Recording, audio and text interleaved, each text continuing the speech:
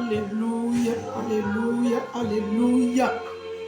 Nous rendons gloire et toute la gloire à l'Éternel. Marebo Seterebe. Lebo Sontrobo. Alléluia. Alléluia. Alléluia. Glory be to God. Alléluia, Seigneur des Seigneurs, le Roi des Rois, le Fils du Dieu ressuscité. Nous te donnons toute la gloire, nous les vivants. Ce matin, dans le nom de Jésus, pour tous mes frères et sœurs de commun accord, je viens crier à toi et te dire gloire et honneur, parce que tu nous as accordé la vie et parce que nous vivons en toi. Nous t'apportons des louanges, des hautes louanges, des hautes louanges. Reçois notre louange et adoration, reconnaissance pour la vie que tu nous as accordée. Béni soit ton grand nom fidèle, Père, dans le précieux beau nom de Jésus-Christ. Amen. Amen. Je voudrais par la grâce de Dieu, au nom de Jésus-Christ, apporter cet enseignement selon la parole de Dieu qui nous parle de la vie en Dieu. Et le thème que j'ai intitulé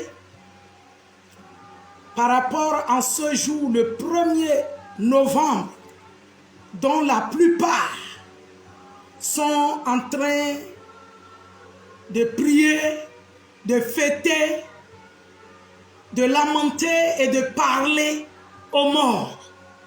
Et j'ai intitulé ce thème qui dit « Les morts n'entendent rien ». Les morts n'entendent rien. Seul Jésus-Christ a le pouvoir de les entendre. Parce qu'il est Dieu et c'est lui qui les a fait. Qui a fait les vivants comme également les vivants qui sont partis l'au-delà, c'est-à-dire après la terre, ceux qui auront servi Jésus, l'accepté comme Seigneur et Sauveur, vivront, ils s'en vont pour la vie éternelle.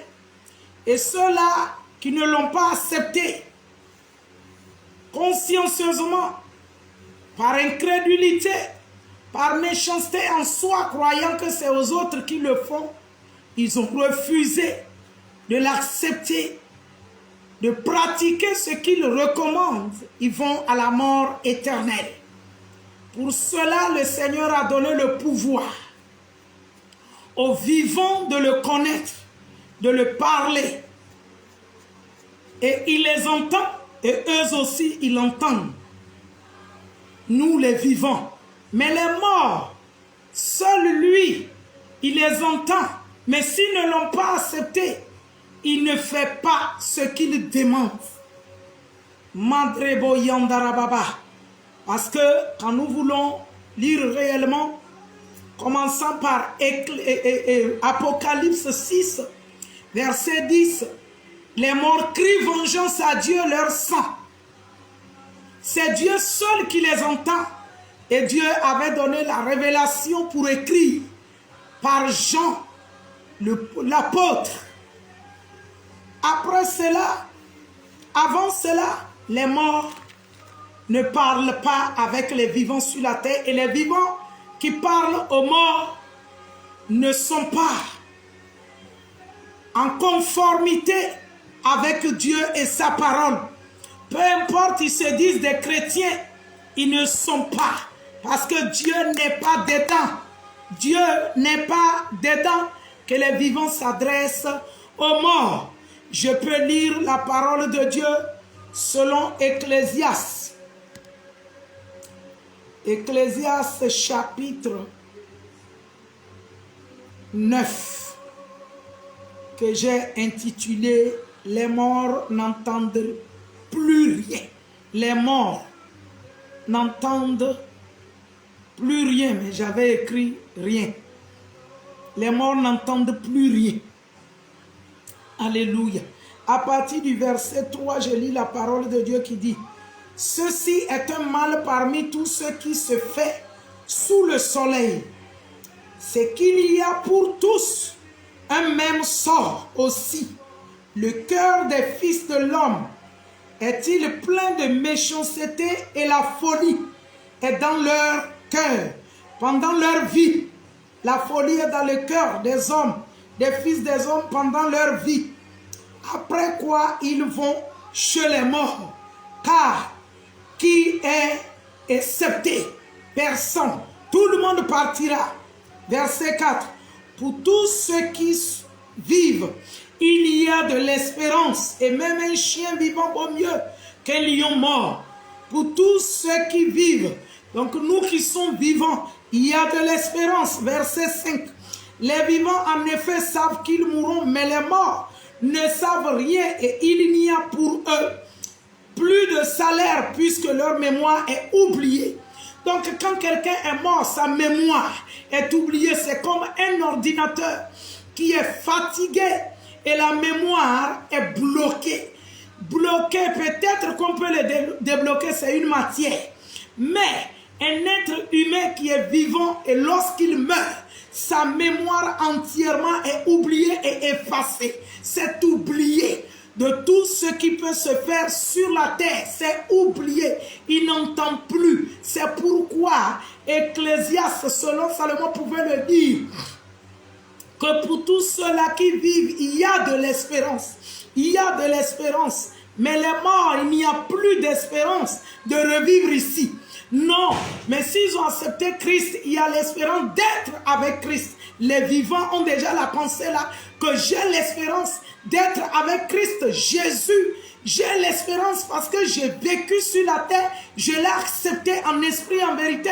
Je me suis détourné de tout ce qui ne l'honore pas. Il m'a fait grâce d'être dans son royaume. Ça, c'est possible. Mais celui qui est mort, aucune prière ne l'amène vers Jésus. Aucune prière. Celui qui est mort sans Christ, aucune prière des vivants sur la terre. Ni les pasteurs, ni les prophètes, ni les docteurs, ni les apôtres, ni les évangélistes, ni les prêtres, ni qui que ce soit qui est encore sur la terre ne peut lui apporter une prière qui va sauver son âme pour aller vers Dieu. Jamais. C'est du vivant qu'on choisit d'être avec Jésus-Christ. Aucune messe de requiem n'amène à la vie éternelle. Aucune messe ne pourra sauver l'âme de quelqu'un. Aucune purgatoire ne pourra amener quelqu'un vers Jésus-Christ après qu'il est mort. Qu'on lui fait des messes et de purgatoire pour qu'il puisse aller vers Dieu. Non, il ne pourra plus parce que la parole de Dieu est la vérité. Car il dit les vivants en effet savent qu'ils mourront, mais les morts ne savent rien. Et il n'y a pour eux plus de salaire, puisque leur mémoire est oubliée. Et leur amour, et leur haine, et leur envie ont déjà péri. Et il n'aura plus jamais aucune part à tout ce qui se fait sous le soleil. Il n'y a plus de part pour eux avec nous qui sont sous le soleil, qui vivons, qui respirons, qui bougeons, qui voyageons, qui mangeons, qui manifestent tout. Il n'y a plus de salaire pour eux avec nous. Il n'y a plus de part avec nous. Et les morts n'ont plus de part avec nous de tout ce que nous faisons sur la terre. Parce que toute leur mémoire a été oubliée. Le compteur en eux a été arrêté.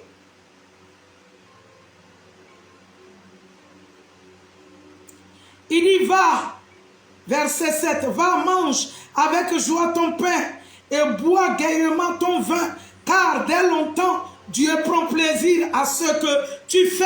Toi, le vivant, Dieu prend plaisir, il regarde tout ce que tu fais. C'est pourquoi il te recommande, parce que tu es encore vivant. Va, mange ton pain et bois et guette-toi. Pas des liqueurs fortes pour t'enivrer, pour te détruire, non.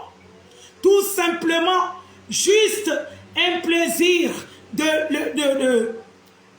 vin doux, un plaisir des sucreries qu'on sort. Il dit, vis Bois ton vin gaiement. C'est vrai, il n'a pas mis vin doux. Mais si tu bois des liqueurs fortes, tu vas t'enivrer et tu deviens ivrogne. Au lieu d'être ivre de l'Esprit de Dieu, tu seras ivre de l'alcool. Et Dieu jugera les impudiques. C'est les alcooliques. Dieu les jugera. Ce n'est pas bon.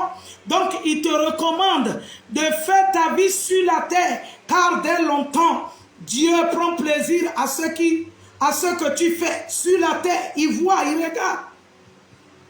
Il prend plaisir de voir. Parce que tu es encore sur la terre. Verset 8. Il dit qu'en tout temps, tes vêtements soient blancs et que l'huile ne manque point sur ta tête. Qu'en tout temps, tes vêtements soient blancs. Tes vêtements soient blancs en tout temps. Tu dois te blanchir.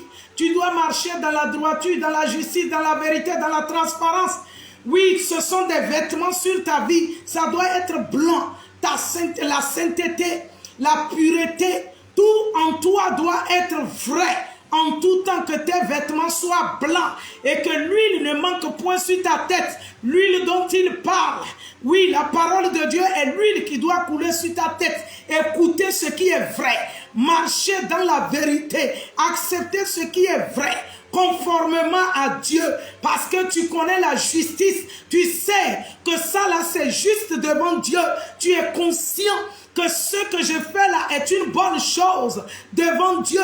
En cela Dieu te dit, puisque tu es vivant sur la terre, il prend plaisir à tout ce que tu fais. Donc que tes vêtements soient tout en blanc et que l'huile qui est la parole de Dieu soit constamment sur ta tête. L'huile qui est la vérité, la justice, la gloire de Dieu, tout ce qui est vrai, tout ce qui est aimable, tout ce qui est doux, tout ce qui est agréable, soit l'objet de ta vie. C'est l'huile qui va couler sur ta tête, que ça ne manque pas. Mache de bayamboro sotorobo, liboro sokotoroboro shinda bataya, brayeko bobo sunta barayamba bo seterebe, kiribarala, la moromo sokontoroboro kinda baba, jinta brukindi yabama santorobo, lebro sontorobo bobo shinda baba. Deutéronome chapitre 18. Chapitre 18. À partir du verset 9 à 12, nous lisons la parole de Dieu. Deutéronome, chapitre 18, je lis à partir du verset 9. Lorsque tu seras entré dans le pays que l'Éternel ton Dieu te donne, tu n'apprendras point à imiter les abominations de ces nations-là. Quelles sont ces abominations? D'ailleurs, quel est le pays dans lequel tu rentres que l'Éternel, ton Dieu, t'a donné? Quel est ce pays? Toi qui ne connaissais pas Jésus-Christ et tu viens accepter Jésus-Christ, tu es rentré dans un nouveau monde, dans un nouveau pays. Il dit, lorsque tu vas entrer dans ce genre de pays qui est accepter Jésus-Christ, emboîter la vie de Christ, lorsque tu vas entrer dans ce pays pareil, c'est un nouveau pays pour toi. Tu n'as plus le droit d'imiter les abominations du monde païen. C'est le monde païen. Verset 9.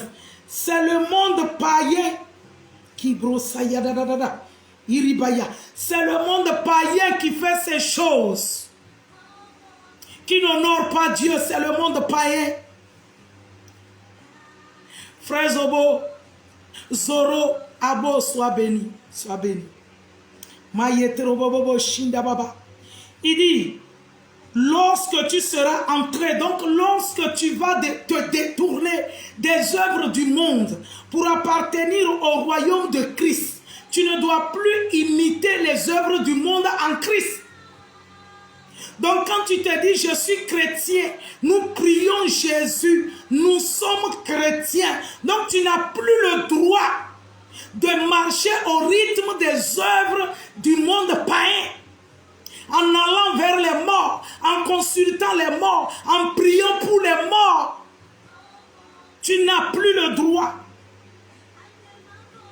Il dit au verset 10, qu'on ne trouve chez toi personne qui fasse passer son fils ou sa fille par le feu. Les pratiquants bizarres. Personne qui exerce le métier de devin, d'astrologue, d'augure, de magicien, verset 11. D'enchanteur, personne qui consulte ceux qui évoquent les esprits ou disent la bonne aventure. Personne qui interroge les morts. Tu n'as pas le droit d'aller interroger les morts, de pratiquer toutes ces choses. Verset 12. Car quiconque fait ces choses est en abomination à l'Éternel, et c'est à cause de ces abominations que l'Éternel, ton Dieu, va chasser ces nations devant toi. Tu seras entièrement à l'Éternel, ton Dieu. Verset 13. Entièrement à l'Éternel, ton Dieu, ce n'est pas à peu près s'appeler chrétien de bouche. Pourtant, tout ce que je suis en train de citer, l'une de ces choses est chez toi. Rien de toutes ces choses ne peut plus être avec toi. Ne peut plus, c'est pas normal. Dieu n'est pas d'accord. Dieu n'est pas d'accord. Lévitique, chapitre 20. Lévitique, chapitre 20. Je lis la parole de Dieu au verset 6. Au verset 6, il dit, si quelqu'un s'adresse aux morts, voilà, vous qui consultez les morts, ou qui priez les morts, ou qui priez pour les morts, ou qui partent dans des cimetières, ou qui fait des idoles, des monuments pour les morts. Il dit, si quelqu'un s'adresse aux morts et aux esprits pour se prostituer, Dieu appelle ça une prostitution. Après eux, je tournerai ma face contre cet homme. Je le retrancherai du milieu de son peuple. Quand tu n'as pas connaissance, toutes ces lois et cette colère de Dieu n'est pas rattachée à toi. Mais dès que tu as connaissance, ça prend vie contre toi si tu désobéis. Il dit, si quelqu'un s'adresse aux morts et aux esprits pour se prostituer, quand tu t'adresses aux morts, prier pour les morts, prier aux morts, invoquer les morts et les esprits, il dit c'est une prostitution. Une prostitution après eux que tu fais. L'Éternel dit il va détourner sa face contre cette personne. Je le retrancherai du milieu de son peuple. Aujourd'hui, Jésus ne retranche pas du tic au tac, mais il laisse soin à chacun d'écouter sa parole, de choisir, se détacher de ces abominations et suivre entièrement Dieu, ou rester attaché à ces choses et faire à peu près 10 ans qu'il suit Dieu, qu'il suit Jésus-Christ, qu'il prie Jésus-Christ. Pourtant, il invoque les morts, les esprits. Pourtant, il prie pour les morts et pour les esprits. Tout est rattaché à lui. Dieu dit, tu es une abomination et un prostitué. Dieu dit, tu es une abomination et un prostitué. De toutes ces choses a fait que Élie le Tishbite, Élie le prophète de feu, celui qui avait invoqué le feu, est descendu, a crié à Dieu pour dire à ce peuple, jusqu'à quand resterez-vous clochés des deux côtés? Si Baal est Dieu, allez après lui. Si c'est l'Éternel qui est Dieu, allez après lui. Vous n'allez pas tanguiner, tâtonner les deux côtés. Suivez une chose, une seule personne. Choisissez la droiture, la vérité, la justice. Choisissez la lumière. Choisissez et haïssez les ténèbres. Toutes ces choses, c'est une abomination à l'Éternel. Donc ce sont des ténèbres, des œuvres de ténèbres. Verset 27. Il dit, si un homme ou une femme ont en eux l'esprit d'un mort, puisque tu portes l'esprit d'un mort ou un esprit de divination, ils seront punis de mort. On les lapidera, leur sang retombera sur eux. Aujourd'hui, on ne va pas te lapider pour que ton sang retombe sur toi, mais Ton sang retombe sur toi si tu as refusé de te détourner de toutes ces choses.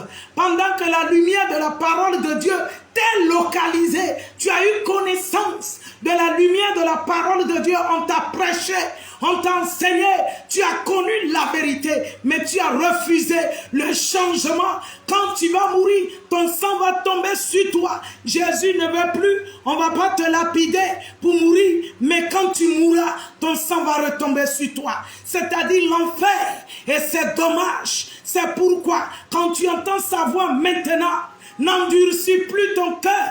Laisse-toi dissuader de la justice, de la vérité, de la lumière de Dieu pour dissiper toute forme de ténèbres, tant ignorant ou conscient des ténèbres que tu embrasses. Tu embrasses. Attention. Attention, attention. Il dit qu'on trouve chez un homme un esprit de mort. Un esprit de mort inconscient qui est rattaché, où la personne est inconsciente et l'esprit de mort est attaché à lui. Il est accepte d'être délivré, mais celui que consciemment, qui invoque les morts, qui invoque les esprits, c'est consciemment il le fait. Ces esprits sont attachés à lui. La parole de Dieu dit, cette personne sera punie de mort.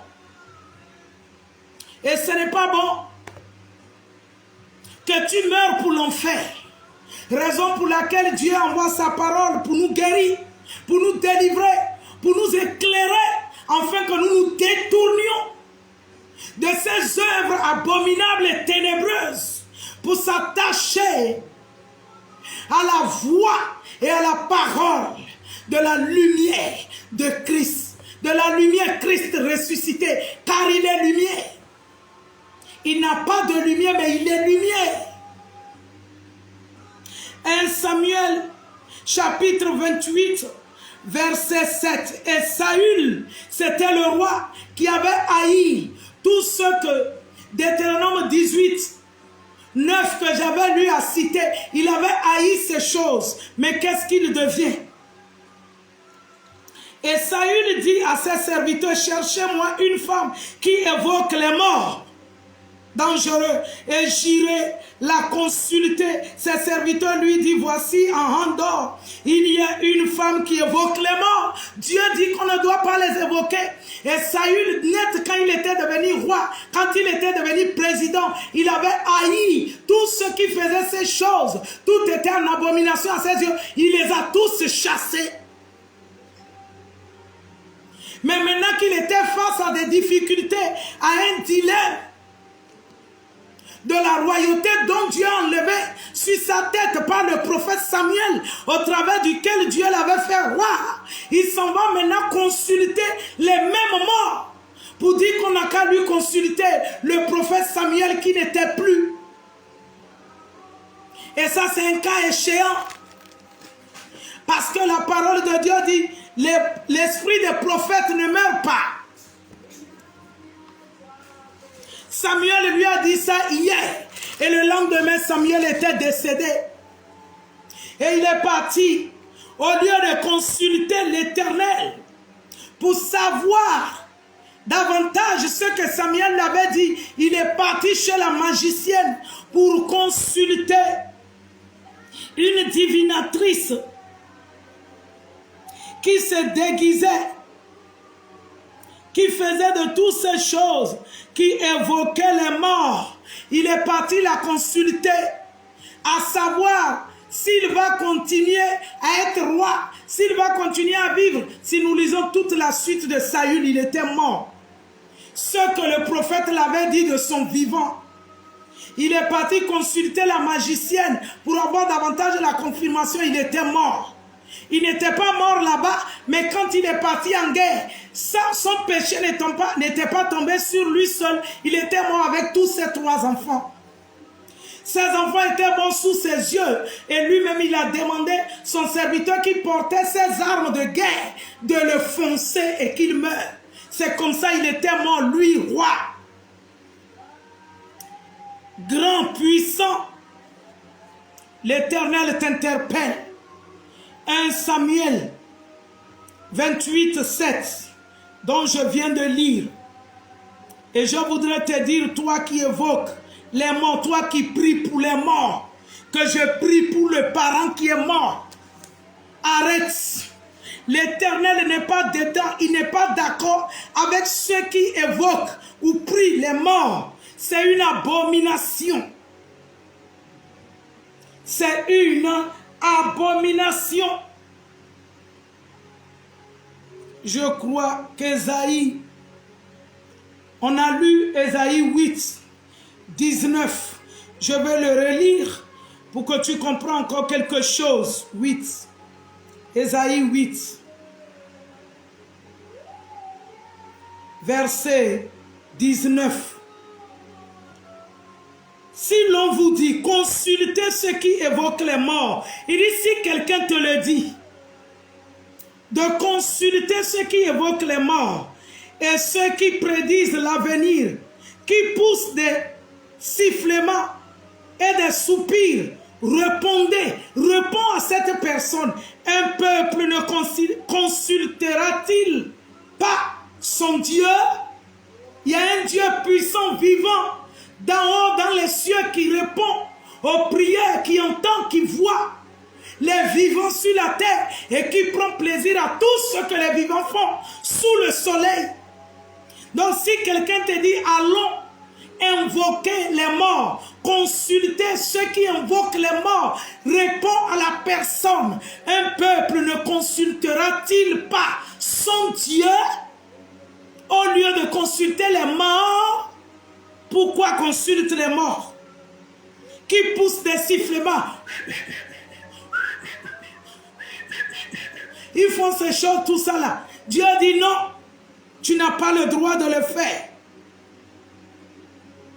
Il dit, et ceux qui prédisent l'avenir, les magiciens, les astrologues, les enchanteurs, les devins, ils prédisent l'avenir, que ton avenir sera comme ci, comme ça, comme ça, comme ça, comme ça, comme ça. Par ceux qui évoquent les morts.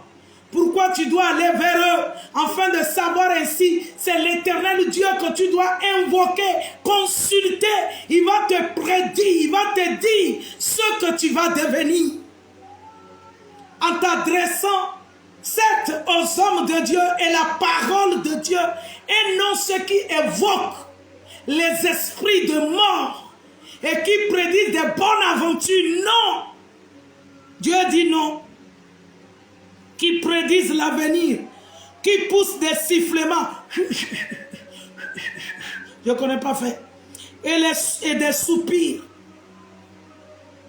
Je reprends, si l'on vous dit, consultez ceux qui évoquent les morts et ceux qui prédisent l'avenir, qui poussent des sifflements et des soupirs, répondez, un peuple ne consultera-t-il pas son Dieu? S'adressera-t-il aux morts en faveur des vivants? Oh, j'aime la parole de Dieu. Elle est trop vérité. La parole de Dieu est très lumière. On va s'adresser aux morts pour ceux qui sont vivants. D'abord, un exemple terre à terre. Pour quelqu'un qui veut faire la vie, qui veut vivre la vérité. Un exemple terre à terre que je vais donner. Là où je suis, si je tombe, je meurs. C'est ceux qui sont là qui vont me prendre. Je n'ai aucune intelligence encore. Je n'ai aucune capacité encore pour me lever. Si j'étais nu et que je suis tombé comme ça, c'est eux qui vont me prendre, m'emballer dans un drap pour amener à la morgue. Pourquoi maintenant, c'est les morts qui vont expliquer ce que moi je dois devenir, moi qui respire, moi qui vis. C'est les morts qui vont dire ce que moi je dois faire dans la journée. Moi qui respire, moi qui vis. Je m'en vais consulter quelqu'un qui invoque les morts pour savoir ce que je dois devenir. L'Éternel dit, je suis en abomination à lui. Et il me punit pour mourir. Et que mon sang va retomber sur moi. Donc, naturellement, quand quelqu'un est mort tout de suite, c'est ceux qui sont debout vivants qui prend soin de son corps pour que cela ne sente pas, pour que cela ne pourrit pas. Ce mort-là, il n'a plus aucun pouvoir. Donc toi qui vas dans les cimetières pour prier pour les morts, toi qui s'en vas chez les magiciennes pour consulter ton mort, pour te dire en disant les ancêtres, pour te dire ce que ta situation doit devenir, ou ce que ton pays court, ou ce que tes enfants vont devenir. L'Éternel dit, tu dois te repentir, revenir à lui, car lui il est le vivant. Et il utilise ses servantes et serviteurs vivants qui pratiquent sa parole pour t'enseigner sa parole, pour te mettre sur le droit et véritable chemin qui mène à la vie éternelle, la vie Zoé de Dieu. Et non les morts vivants qui invoquent les morts. Parce que ceux-là qui consultent les morts, ils ne sont que des morts vivants. À plus forte raison, allez prier sur des tombes. Un oncle maternel, j'étais novice naïf. Moi qui te parle, je ne consulte pas ces choses. Je ne prie pas pour les morts. Un oncle maternel pouvait me le dire d'aller arranger la tombe de ma mère. Je ne connaissais pas Christ en tant que tel. Non. Je lui ai catégoriquement dit non. Elle est morte, c'est fini. Je n'entretiens pas à tombe comment d'aller. Et au moment qu'elle mourait, j'étais en train d'allaiter. Et elle m'allaitait. J'avais 3 ans. Maintenant que je suis grande, je m'en vais chercher dans le village là où on l'a enterrée là, pour entretenir la tombe. Et déposer la fleur et la prier. L'oncle voulait me lier avec le démon de mort, car ce n'était plus ma mère. Sarcler autour de la tombe qu'on connaît, nettoyer, enlever les herbes, ce n'est pas un péché. Mais ce n'est pas une obligation. Ce n'est pas un péché, mais ce n'est pas une obligation ni une coutume.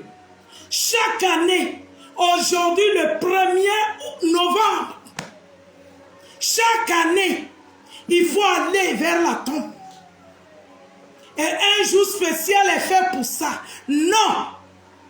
N'importe quel jour, tu peux, si l'herbe a rempli autour de la tombe qui est à côté également. Si c'est dans les cimetières qu'on a fait l'enterrement, c'est fini là. C'est fini. Tu n'as pas une date spécifique pour aller nettoyer, déposer les gemmes de fleurs, déposer les nourritures. Certains même s'assoient avec leur nourriture. Ils mangent avec les esprits de mort. Abomination. Ton mort n'est pas là. C'est un démon de mort qui est là. Ton parent que tu as enterré n'est plus là. Son corps physique qui est enterré deviendra sable. Ça ne sert plus à rien. Ça ne sert plus à rien. Tu as besoin de consulter le vivant, Dieu Tout-Puissant, et non les morts. Parce qu'ils n'ont pas de vie pour toi. Ils n'ont pas des ordres à te donner. Ils n'ont pas de direction à te donner. Ils n'ont pas d'enseignement à te donner. Seuls les vivants. Et le véritable vivant, c'est le Dieu Tout-Puissant dans sa parole. Arrête d'aller vers les morts. Arrête de les consulter. Arrête de les chercher. Arrête. C'est les esprits que tu te contactes. Tu te rends en contact avec des esprits de démons de mort. Et non ton parent. Arrêtez. La parole de Dieu est la lumière qui éclaire notre sentier. Tu as écouté la parole de Dieu. Laisse-toi éclairer. Toi qui vas dans les cimetières en une date spécifique pour aller prier tes morts, s'arcler autour de la tombe, t'asseoir, manger, déposer même la nourriture aux démons et non à ton parent qui n'est plus. C'est aux démons. Parce que ton parent, c'est son corps qui est là. Ce qui l'a suivi, si c'est le Dieu vivant qui l'a suivi, son esprit au sein d'Abraham, pour attendre le jour de jugement, pour entrer dans le paradis. Et tu t'emmerdes pour rien. Mais s'il n'a pas accepté ou elle n'a pas accepté Jésus-Christ comme Seigneur et Sauveur, il est au séjour des morts, il est au séjour des morts pour attendre le dernier jour de jugement pour aller en enfer. Si la parole de Dieu certainement l'avait localisé et que la personne avait rejeté, il ira en enfer.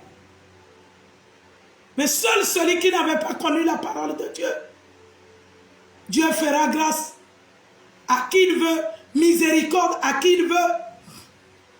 Mais celui qui a entendu la parole de Dieu et a rejeté la parole de Dieu va systématiquement au séjour des morts après la mort pour attendre le jugement, pour aller en enfer. Mais celui qui n'avait pas entendu la parole, qui n'avait pas conscience de la parole de Dieu, Dieu fera grâce à qui il veut, miséricorde à qui il voudra. Arrête de consulter les morts. Arrête de prier pour les morts. Arrête d'aller t'asseoir sur les tombes des parents pour pleurnicher, pour pleurer, pour te rouler sur la tombe. Cherche Jésus, qui est la parole de Dieu, qui est la lumière, qui est la vie, pour que tu vives. Cherche Jésus. Tu vas vivre. Tu vas vivre. Tu n'auras pas hâte de faire cette tralala qui devient une coutume, une tradition. Certains s'en vont payer même pour dire la messe de requiem de son parent. Je te dis, abomination à l'Éternel. Il n'y a pas une messe de requiem qui requiert quoi? La messe que tu dois te faire, la prière que tu dois te faire, c'est de connaître Christ, l'appartenir en esprit, en vérité, le suivre, te laisser éclairer. C'est la bonne messe que tu dois te faire, prière que tu dois te faire. Le chercher en esprit, en vérité, pour pouvoir te débarrasser de toutes ces abominations, de toutes ces pratiques,